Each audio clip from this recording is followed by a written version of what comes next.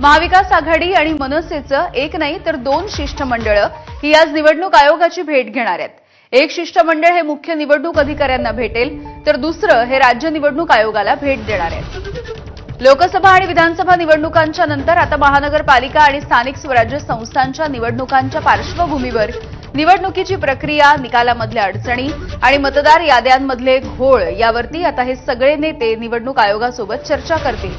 आगामी महानगरपालिका आणि स्थानिक स्वराज्य संस्थांच्या निवडणुका पारदर्शक पद्धतीनं पार पडाव्यात यासाठी ते राज्याच्या मुख्य निवडणूक अधिकाऱ्यांसोबत चर्चा करणार आहेत. महाविकास आघाडीसह मनसेच्या शिष्टमंडळातील उद्धव ठाकरे, राज ठाकरे, शरद पवार आणि शेकापचे जयंत पाटील हे प्रमुख नेते चोकलिंगम यांची भेट घेणार आहेत. सध्याची ही दोन दृश्य आपण बघतोय. उद्धव ठाकरे हे मातोश्रीवरून सध्या या भेटीसाठी रवाना झालेले आहेत, तर राज ठाकरे हे स्वतः या चर्चेसाठी उपस्थित राहतील आणि राज ठाकरे हे देखील शिवतीर्थावरून आता रवाना झालेले आहेत.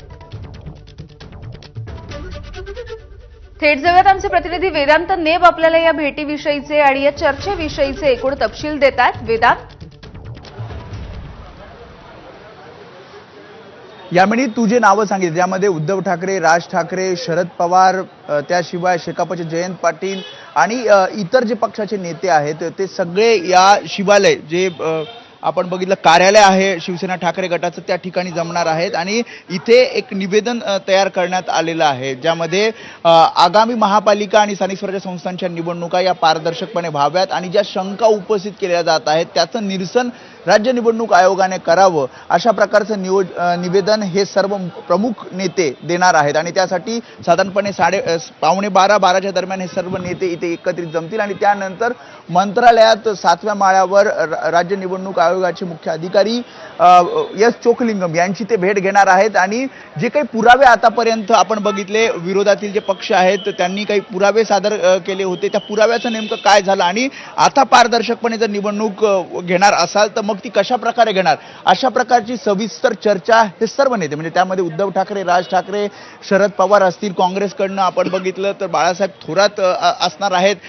वर्षा गायकवाड असणार आहेत, त्यासोबतच ठाकरेंच्या शिवसेनेकडनं उद्धव ठाकरेंसोबत संजय राऊत, आदित्य ठाकरे सुद्धा असणार आहेत आणि जे काही पुरावे दिले आहेत त्यावर तुम्ही काय कारवाई करताय आणि पुढची राज्य निवडणूक आयोग पारदर्शकपणे निवडणुका पार पाडण्यासाठी काय तयारी करतंय हा सगळ्या विचारणा ही राज्य निवडणूक आयोगाला करणार आहेत. आतापर्यंत वेगवेगळे पक्ष विरोधी पक्ष या सगळ्या संबंधी पुरावे असतील किंवा शंका उपस्थित करत काही कागदपत्र घेऊन जात त्यांनी आतापर्यंत राज्य निवडणूक आयोगाकडे गेले. सध्या आपण बघतोय एका मागे एक नेते येताना आपल्याला पाहायला मिळत आहेत. त्यामध्ये सुरुवातीला आपण बघितलं तर बाळा नांदगावकर असतील, आता बघतो मिलिंद नार्वेकर, त्यासोबतच उद्धव ठाकरे हे इथे आलेले आहेत. थोड्याच वेळात राज ठाकरे सुद्धा इथे येतील, अनिल परब सुद्धा या ठिकाणी आहेत आणि एकामागे एक हे नेते येतील आणि त्यानंतर राज्य निवडणूक आयोगाच्या मुख्य अधिकाऱ्यांना ते भेट देतील. आपण बघतोय उद्धव ठाकरे हे आलेले आहेत आणि सर्व प्रमुख नेते हे निवेदनावर सह्या करतील आणि सह्या झाल्यानंतर मग हे सर्व नेते निवेदन घेऊन राज्य निवडणूक आयोगाचे मुख्य अधिकारी एस चोकलिंगम यांना ते भेटणार आहेत. त्यामुळे एकामागे एक हे सगळे नेते येत आहेत. आतापर्यंत आपण बघितलं बाळा नांदगावकर असतील, अविनाश अभ्यंकर असतील, अनिल देसाई, अनिल परब, मिलिंद नार्वेकर, स्वतः ठाकरेंच्या शिवसेनेचे पक्षप्रमुख उद्धव ठाकरे आलेले आहेत. थोड्याच वेळात मनसे अध्यक्ष राज ठाकरे सुद्धा येतील आणि एक प्रकारे एकत्रित मिळून राज्य निवडणूक आयोगाने तातडीनं काहीतरी यावर आम्हाला पुराव्यावर जी काही कारवाई केली आहे त्यावर आम्हाला उत्तर द्यावं किंवा पारदर्शकपणे जर आगामी महापालिका निवडणुका तुम्ही घेत असाल तर त्यासाठी तुम्ही नेमकं काय केलं आहे हे एकत्रित मिळून हे सर्व विरोधी पक्षातील नेते हे राज्य निवडणूक आयोगाशी चर्चा करणार आहेत. यामिनी, अगदी वेदांत, यामध्ये आणखी एक गोष्ट अशी की एकीकडे महाविकास आघाडीचं हे शिष्टमंडळ आहे, सोबतच मनसे देखील यामध्ये सहभागी होतीये. दुसरी गोष्ट अशी की काँग्रेसकडून बाळासाहेब थोरात आणि वर्षा गायकवाड हे दोघे सहभागी होत आहेत. मात्र हर्षवर्धन सपकाळ हे आजचा दिवस ठरलेला असताना देखील दिल्लीच्या दौऱ्यावरती आहेत. त्यामुळे त्यांनी ही चर्चा घडवणं किंवा एकत्र येऊन ही भेट देणं हे काहीसं टाळलंय असंही बोललं जात आहे. यामध्ये आपण माहिती घेतली साधारणपणे मागच्या आठवड्यात शुक्रवार शनिवारी या प्रमुख नेत्यांना ठाकरेंची शिवसेना असेल किंवा मग मनसे या सगळ्यांकडनं या शिष्टमंडळामध्ये यावं अशा प्रकारचं निमंत्रण देण्यात आलं होतं आणि त्यामध्ये काँग्रेस राज्याचे प्रदेशाध्यक्ष म्हणून हर्षवर्धन सपकाळ यांना सुद्धा निमंत्रण देण्यात आलं होतं. मात्र ज्या प्रकारे दिल्लीमध्ये काँग्रेसची बैठक असल्या कारणानं महाराष्ट्राचे प्रदेशाध्यक्ष म्हणून काँग्रेसचे प्रदेशाध्यक्ष म्हणून हर्षवर्धन सपकाळ यांना जावं लागतंय असंच काल त्यांनी पत्रकार परिषदेत सांगितलं. आणि त्यामुळे काँग्रेसकडनं प्रदेशाध्यक्ष हर्षवर्धन सपकाळ हे उपस्थित राहणार नाहीत आणि त्यामुळे बाळासाहेब थोरात आणि वर्षा गायकवाड हे काँग्रेसकडनं आजच्या या शिष्टमंडळात उपस्थित राहतील. तू जसा प्रश्न विचारलास की ज्या प्रकारे मनसेला सोबत घ्यायचं की नाही, अशा प्रकारे जेव्हा काँग्रेसला वारंवार प्रश्न विचारला जातोय तेव्हा दिल्लीतील वरिष्ठ नेते यावर निर्णय घेतील किंवा नवा बिडूची गरज सध्या नाही असं हर्षवर्धन सपकाळ यांनी सांगितलं होतं. आणि त्यामुळेच या सगळ्या शिष्टमंडळासोबत त्यांनी जाणं टाळलं का यासंबंधी आपण काँग्रेसच्या नेत्यांना प्रश्न विचारले. त्यांचं असं म्हणणं आहे की प्रदेशाध्यक्ष म्हणून आजच्या दिल्लीतल्या बैठकीला त्यांना हजर राहावं लागणार आहे आणि त्यामुळेच महाविकास आघाडी आणि मनसे हे एकत्रित जरी शिष्टमंडळ असलं तरी याचा हा जो मुद्दा उचललेला आहे की निवडणूक पारदर्शकपणे व्हावी, त्यामुळे युती आघाडीचा हा इथे सध्या विषय नाहीये. सर्व पक्षांनी काँग्रेस आणि ठाकरेंच्या शिवसेना आणि मनसेचं हे सुद्धा म्हणणं आहे की आम्ही सर्व पक्षांना म्हणजे सत्ताधारी पक्षांना सुद्धा निमंत्रण दिलेलं आहे की तुम्ही यावं आणि राज्य निवडणूक आयोगासोबत या ज्या काही शंका उपस्थित होत्या त्यावर चर्चा करावी. यामिनी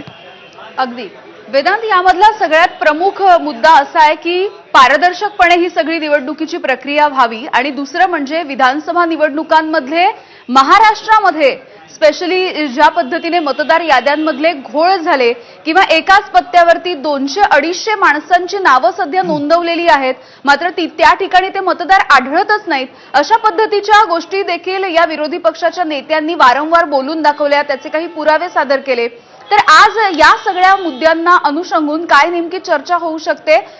हे सगळे नेते काही पुरावे मांडू शकतात का निवडणूक आयोगाच्या समोर?